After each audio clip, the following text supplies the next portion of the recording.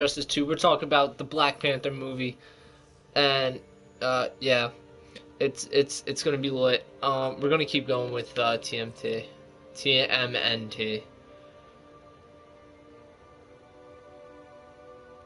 Sorry, I'm answering my Snapchats before I am away from them for a little while. So.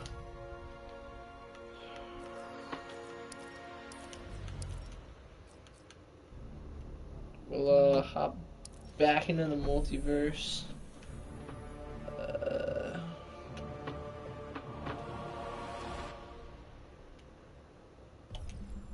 Do I have to Green Lantern?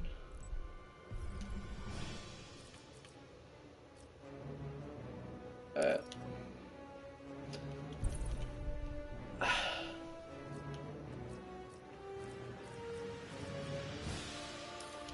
Actually, I just want to see what maybe some of the True Master. Alright, you know what? Let's I'll give these a try.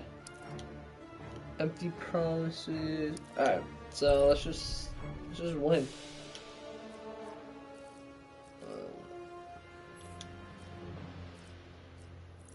Alright, let's we'll try Michelangelo.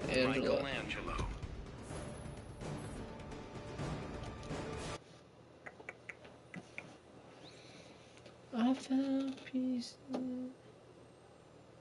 Alright, so let's freaking get into it. Black Panther. Begin. Let's just give me a bit loud. Alright, oh, interesting.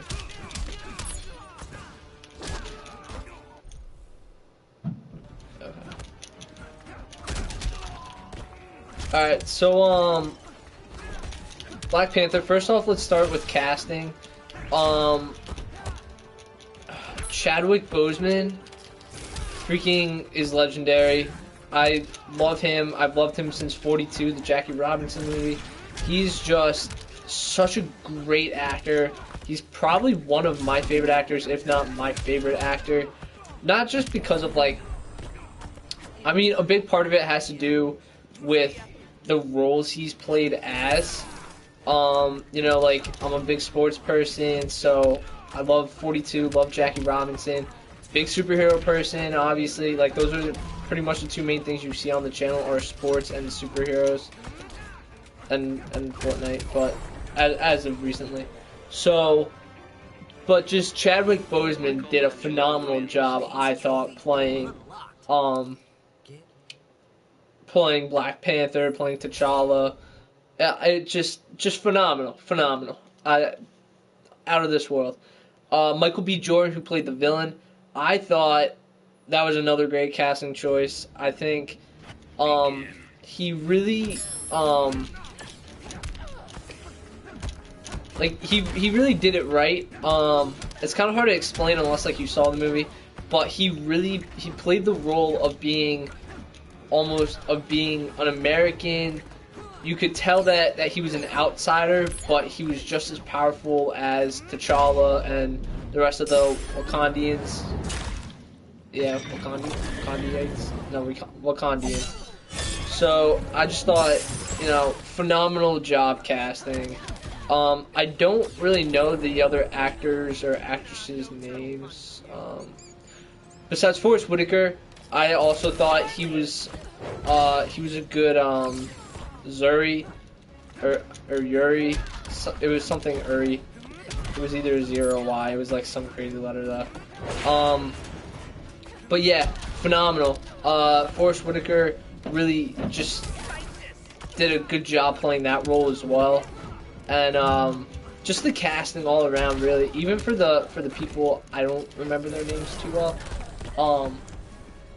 Just the casting choices were amazing.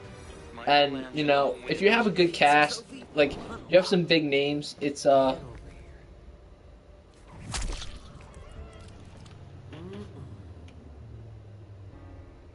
on.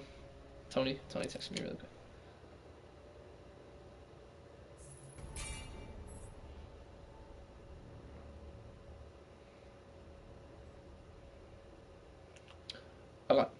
Um, but yeah, but like automatically, if you have a good cast, they don't necessarily have to be big names, but I mean, some of the guys were big names, so it really just captivates the audience, and you know, it makes you excited to want to see it because you're like, oh, Michael B. Jordan's in it, oh, Chadwick Boseman's in it.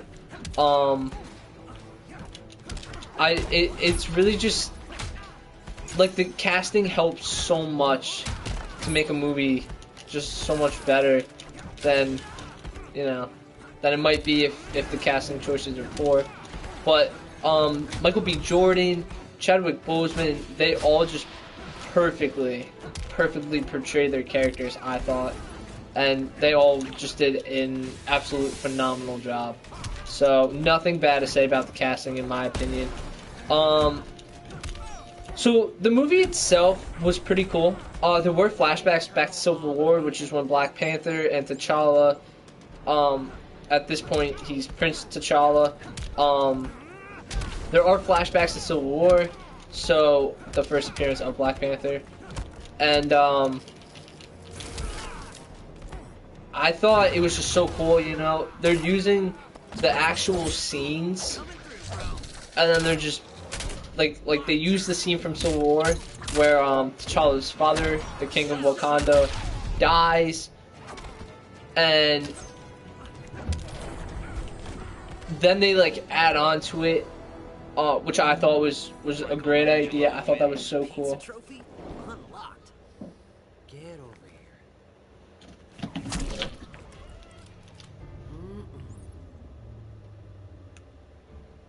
Okay.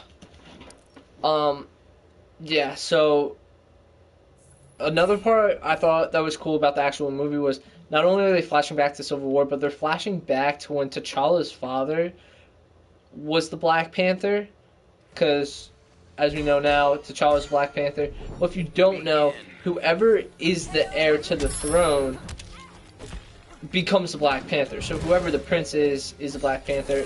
If I understand that correctly, I believe it continues when you're king, but then once you grow old and can no longer take the name of Black Panther and can no longer fight as Black Panther, you give it to the next in line, which is T'Challa. I forget what his father's name is. I'm blanking on it. But anyway, so apparently T'Challa's father leaves Wakanda because he says T'Challa's uncle, leaves Wakanda and says, you know, we have all this vibranium, which is this mineral / metal thing. I forget which one it is, but I know it's like either a metal or something.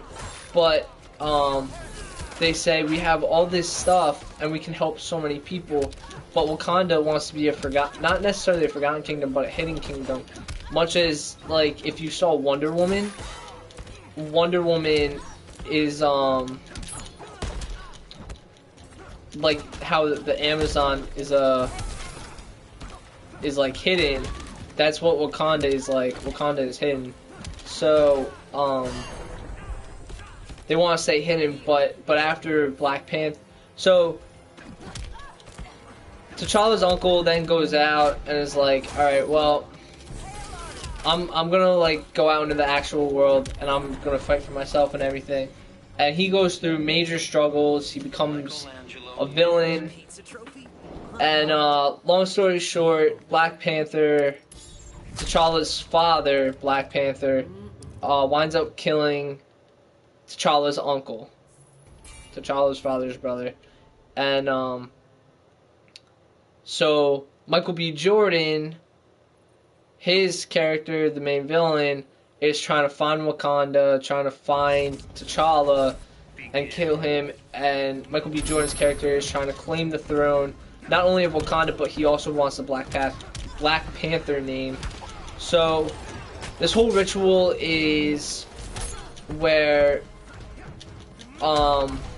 if you fight the Black Panther, they take the Black Panther's abilities away, and you fight them fair and square, and whoever wins becomes the next Black Panther. So,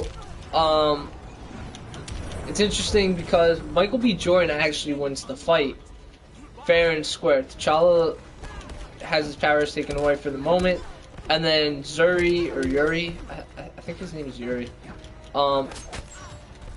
steps in and says, don't kill him, because technically you're supposed to kill your opponent, but T'Challa doesn't kill the one African tribe that stands up against him. He lets him go free, but due to forfeit. So T'Challa is what the fans think is killed until the same tribe that T'Challa actually beat winds up finding him and keeping him safe and breathing, even though he's near death. So the only like reviews I've been reading that people are unhappy with are two things. One, I'll talk about the second thing like probably right after this, but just how T'Challa, just because he lost the throne, now he kind of goes against the whole ritual, the whole fighting type thing, because he knows he can't beat him without the abilities, without a suit, without anything. So that was like the one thing I saw. People were kind of saying make more out of T'Challa trying to face Michael B. Jordan's character. I'm blanking on like all the names right now besides T'Challa. So yeah, so that was the one thing. So the other thing was shoot, what was his name? Only play after your Multiverse. Hold up.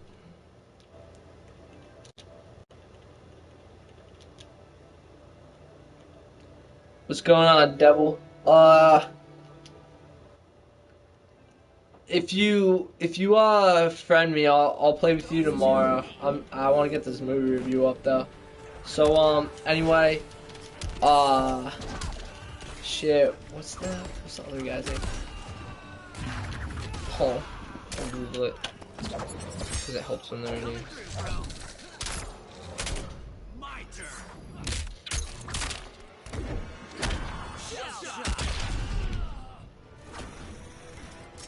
Hold on.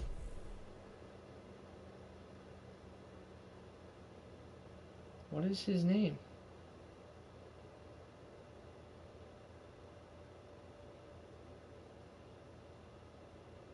Claw? Yeah, it was Claw. Alright, so when this was the other thing that I was seeing people kind of a little upset about. So Claw is apparently one of like the bigger villains in the Black Panther comic books, and he actually winds up dying, and Michael B. Jordan winds up dying as well. Killmonger dies.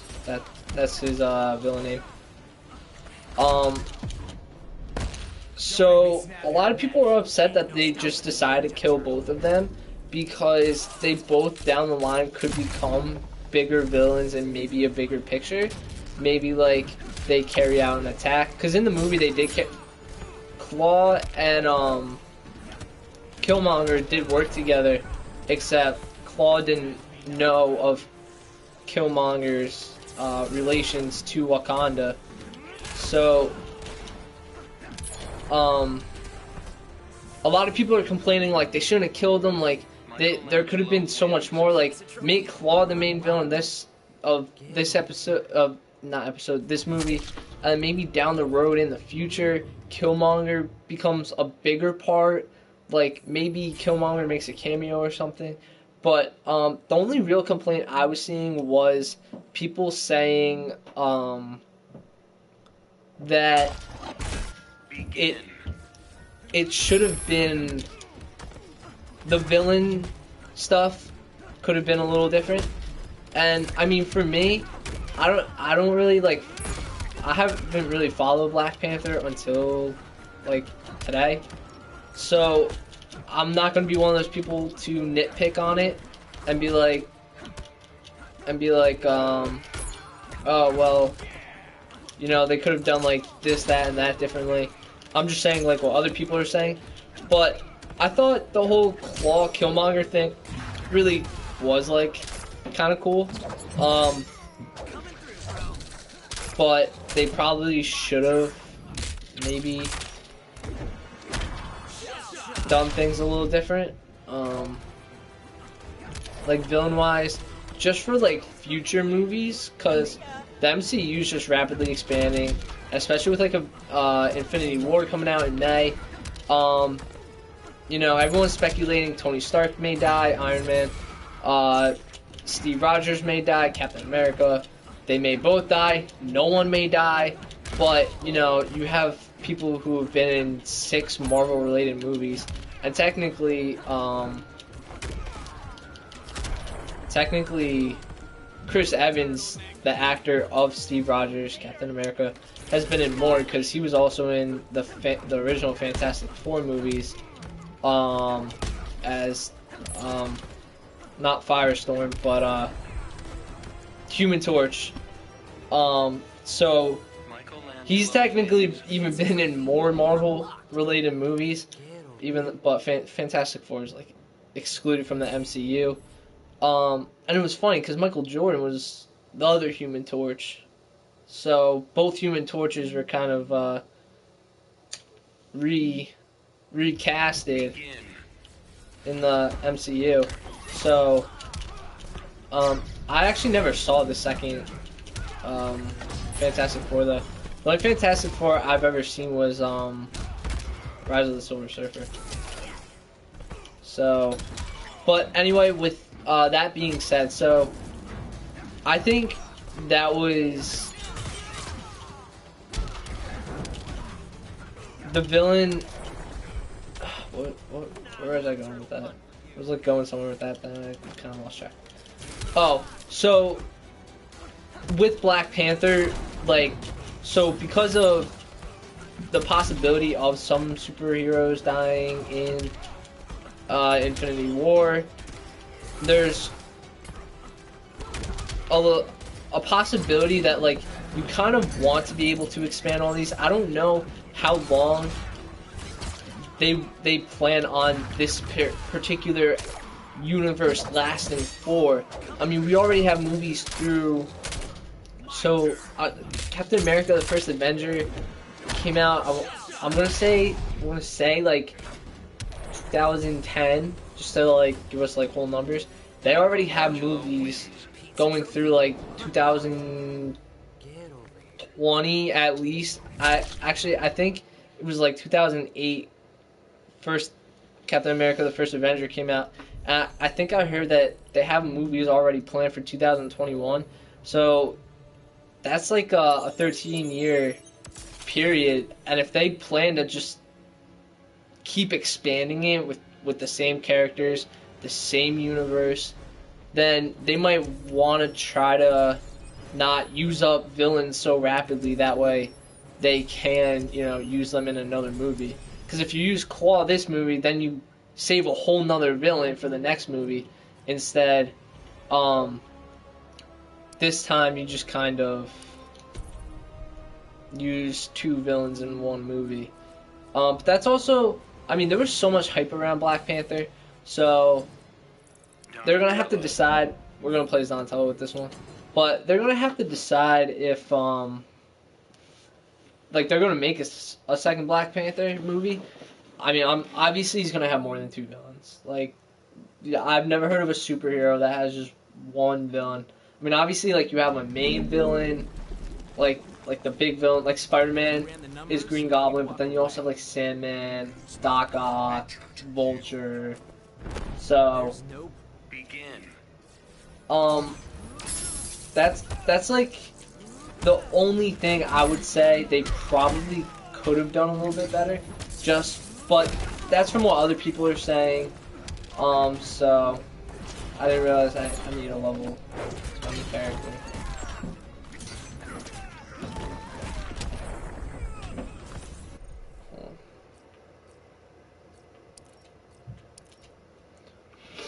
So, um, Blue Beetle. yeah. So that's pretty much my review. I thought the plot was great from beginning to end. I thought it was phenomenal how they did a flashback to Oakland where Killmonger saw his dad. He didn't really see his dad being murdered per se, but he knew when it had happened because he looked up in the sky and saw the the spaceships almost traveling away. So I just thought it was an all-around great movie. I love flashbacks. Like, you guys hear me in Flash and Arrow. My favorite parts of Arrow are when they do flashbacks. I don't read comic books that often, so the fact that they give that background information and kind of inform you on what's happening or what happened to get to this point. So I appreciate those flashbacks for someone who's not a big comic book reader, but still a big fan. I want to be able to understand it, and flashbacks I think are probably the greatest thing that happened in movies and TV shows like that. So I enjoyed the flashbacks. I thought it was so cool seeing the rituals and everything that the Wakandians do. I just thought that was a cool part, seeing the whole process of T'Challa becoming king. Since his father died in Civil War, they now need a new king. In case some of you may not have realized that, but T'Challa does become king due to his father's death. So plot phenomenal. Casting phenomenal. I thought the ending was phenomenal. Now let's just quickly talk about the ending credits. So Wakanda is big on not giving their secrets away to they don't want to give their materials away to out neighboring countries, the world. They stay out of foreign affairs. So if you're from America, the Monroe Doctrine stated that America stays to America. Whatever happens in Europe, Asia, Africa, South America stays there. America wants nothing to do with it. That's basically Wakanda. They want literally nothing to do with the outside world. They don't need help. They don't want help. They are more advanced than any country you can think of. Obviously, in the film. Meanwhile, there's poverty and everything all around them. So,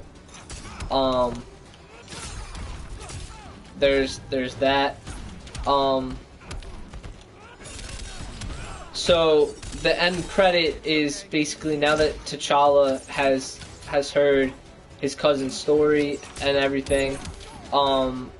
He now wants to open up Wakanda to helping foreign affairs and foreign missions and letting people know what Wakanda really is. It's not just some crappy African country, or I'm sorry, country. I was kind of a little confused on my terminology there for a second. But yeah, they don't want it to just be some crappy African country anymore. King T'Challa wants people to know that they're willing to help people in need, that they have the technology to literally, for the most part, cure any disease, cure any injury, illness, everything. For the most part, Wakandians can do it, and Vibranium can do it. So that's the first end credit. Now, T'Challa is, he's rich, Wakanda's rich. He starts buying a whole bunch of properties now, and he's opening up kind of all these pop-up centers, and all these pop-up centers are medical centers, so that the Vibranium medical technology can be spread throughout not only America but really throughout the world. And So the first end scene is King T'Challa at a UN meeting in Austria discussing the opening of all these medical centers. So then the second one is T'Challa's sister, who is just a whiz with vibranium, with technology. She's so good at science and medical. She creates all the Black Panther suits, all the technology. She creates all of it, all the medical stuff in the movie. Like, she created all of it using the vibranium. So the second scene is Bucky, who was frozen because of his ties to being a national spy. They thought the best thing to do was to freeze him. After these centers are opened, T'Challa's sister, whose name I forget off the top of my head, and Bucky comes out of a hut. His bionic arm is no longer there, and T'Challa's sister says, "Oh, how are you doing?" And he says, "I'm doing well, thank you." And he seems like he's really on their side of the fight. Like he knows what he did was wrong, and he's happy to be out there. But obviously Bucky is not only responsible for the death of Tony Stark's father, Howard, but he's also responsible for T'Challa's father's death with the bombing of the United Nations meeting in Captain America: Civil War. So I was jumping to the right. Jeez.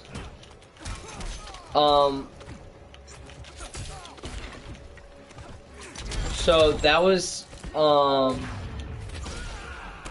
so then in the Avengers Infinity War trailer, we actually see Black Panther on the right side and Bucky on the left side running into war together.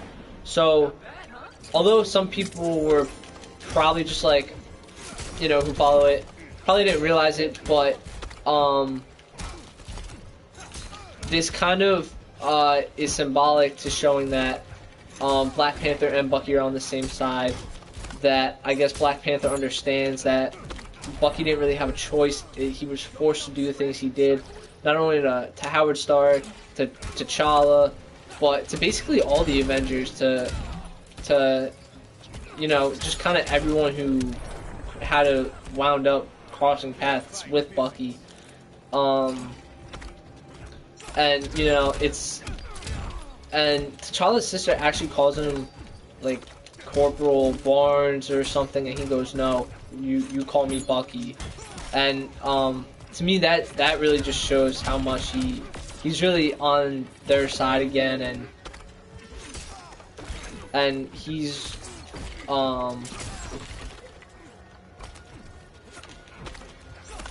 like he's ready to fight with them, not against them anymore, and he can now make his own decisions. And come on.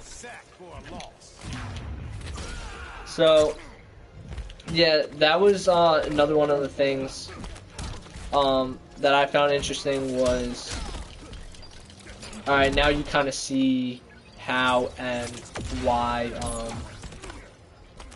Bucky and Black Panther are like running together.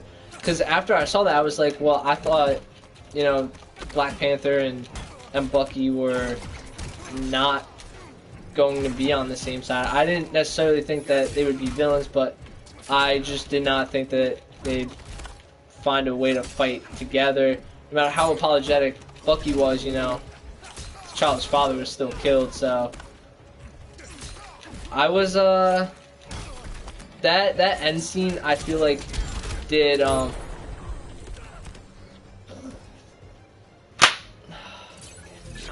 feel like that end scene did a lot for kind of like setting up Avengers Infinity War. And now, I mean, maybe T'Challa's still all pissed off, which, I mean, he has every right to be. But, you know what? No.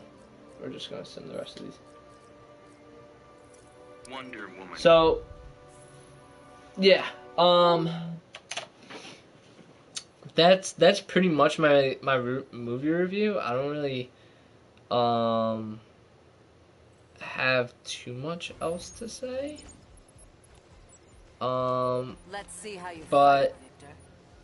Second gen yeah, is always that's better. This battle will decide that. Begin.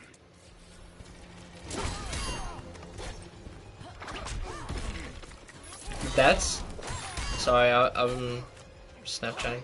Just moving back to. I was about to lose my streak, but that's pretty much my review, my story, my whatever you want to call it. Yeah, that's. I was gonna sneeze. That's it. If I had to recommend my friends see this or Thor Ragnarok, the only other thing that I like when I see these movies is the comedy. I thought some of the comedy was a little tough to understand, not necessarily just for like because they were speaking in accents. I don't mean like that, but I mean like I didn't really get any like hardcore like laughs out of this movie. Thor Ragnarok, I was cracking up. That movie was hysterical. Like I think my favorite scene is when Ragnarok, or the guy who's supposed to cause Ragnarok, goes, Thor, son of Odin, and then Thor like turns around and goes, Ragnarok, son of a bitch, you're still alive. Like, I thought that was so funny, and from that point I was like, oh, this is gonna be a great movie. But This is not playtime. for me, I thought that was like the only thing. Personally, that's the only thing they could have improved on, was maybe crack a little more jokes. I thought really the only funny part was during Stan Lee's cameo when like they're playing poker and T'Challa wins, but he walks away and he has so much money, you know, he doesn't care. He's not there to gamble. He just wanted to look normal, put some chips down. So Stan Lee's like, don't worry, I'll hold on to the chips for him. Or craps, whatever they were playing. I'm not like a follower of gambling games. But that was like probably the closest thing that I found to being funny. And it wasn't even like hysterical, it was just kinda like Submit to me. I chuckled. I didn't like start dying though. But Ragnarok was so funny. There were so many scenes where I was laughing, and that movie was funny. I thought that movie was hysterical. But with that being said, so personally, the only thing Black Panther could have improved on was maybe throw in a couple more like jokes, and just it was a very heavy movie, especially for it being a superhero movie almost, because there are a lot of points where Wakandians are so loyal to their country. So especially once T'Challa gets beaten by Michael B. Jordan's character, there's a lot of heavy moments and a lot of tough moments. So it was, you know, it's kind of hard to make it funny though because of how emotional they wanted to make it. So if they were looking for emotional and connections and stuff, which I think they definitely were, like that was no accident that they made it emotional.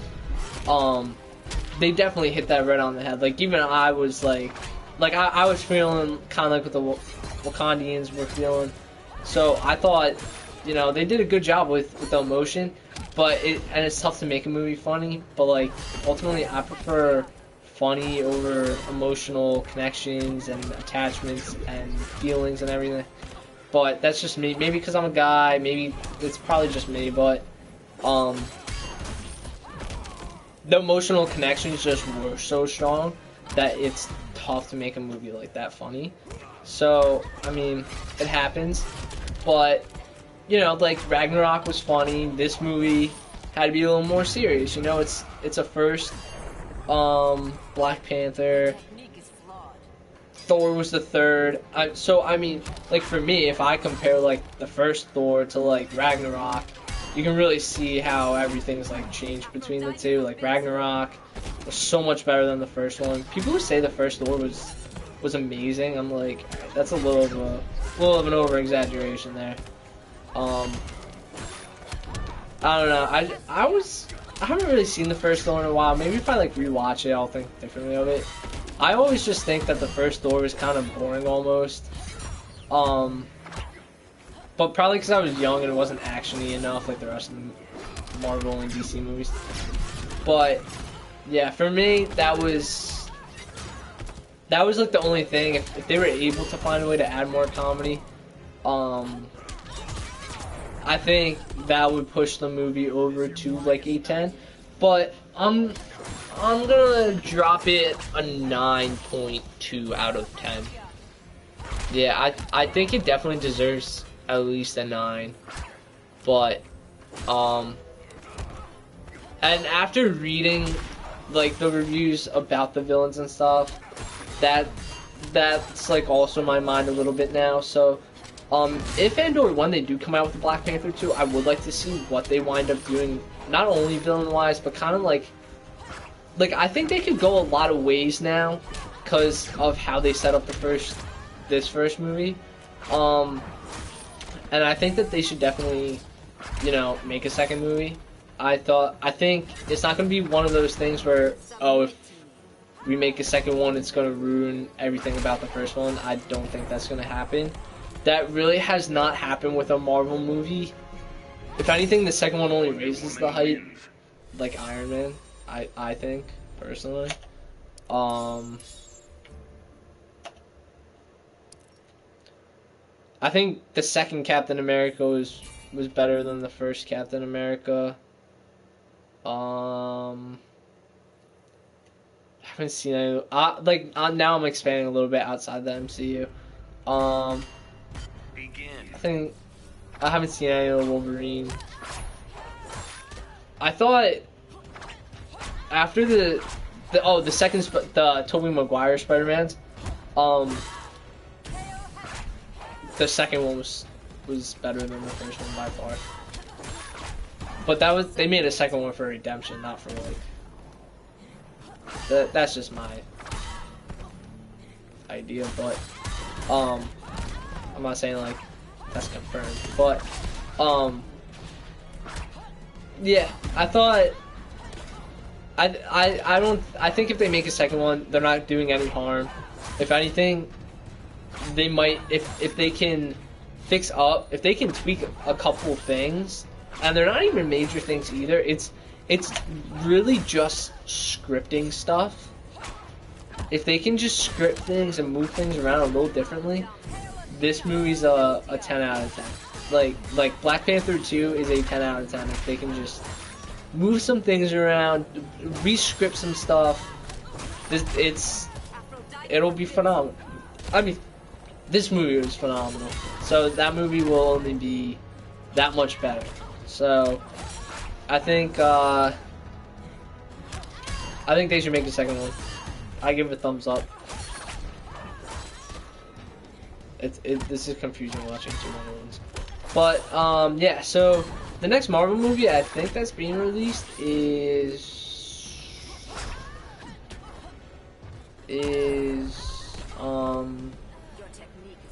Avengers Infinity War.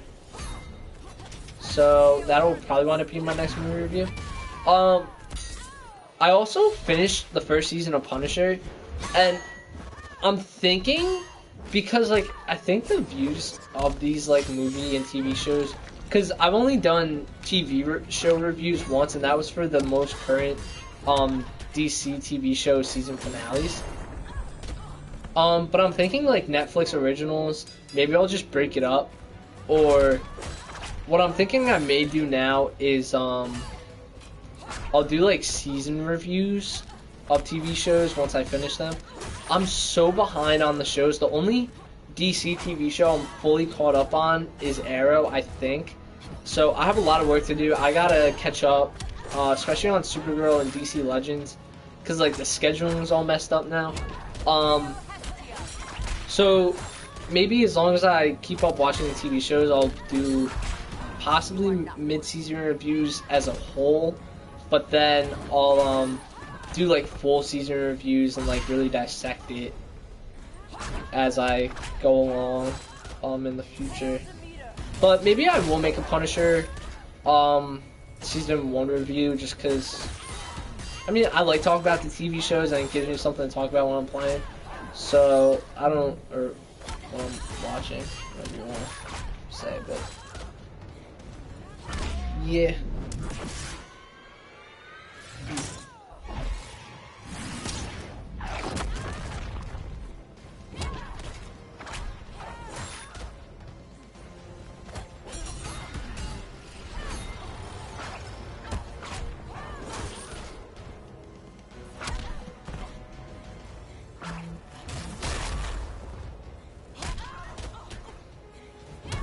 Oh man, we got smoked.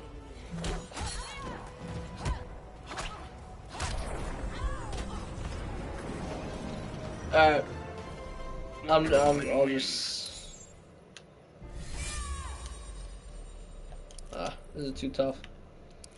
Alright, well, on that note, guys, that Black Panther, 9.2 out of 10. You know, no, I'll bump it up. 9.3 out of 10. Alright. That was just a phenomenal movie. I think everyone needs to go out to theaters and see it. It is A1. I mean, everyone's like, oh, I gotta see it a second time. Seeing movies in movie theaters are so expensive. So when you hear a lot of people say, I want to see it in theaters again, it's a good movie by far. I'm just one of those people where I'm not a huge fan of rewatching movies. I'm just like, I could watch a movie I've already seen before or watch something completely new. I'd rather just watch something completely new, keep it fresh. But I think I'm gonna, because I found like the schedule of watching like all the MC TV shows and movies, like if you interchange some of them between the TV shows and movies, it kind of perfectly sets it up for later, such as when we get to Infinity War and Infinity War Part 2. You just kind of understand a little bit more. So that I might wind up doing that. I'm probably gonna wind up doing that. But yeah. So this is definitely a movie though I would watch again. And for me to say I would watch a movie again means a lot, because I'm not a big person to rewatch TV episodes or movies or something unless it was really that good. So A1. Go see it. Get off your lazy butts. See Black Panther. I appreciate you guys so much for watching. I will see you guys later. Peace out, Brewers.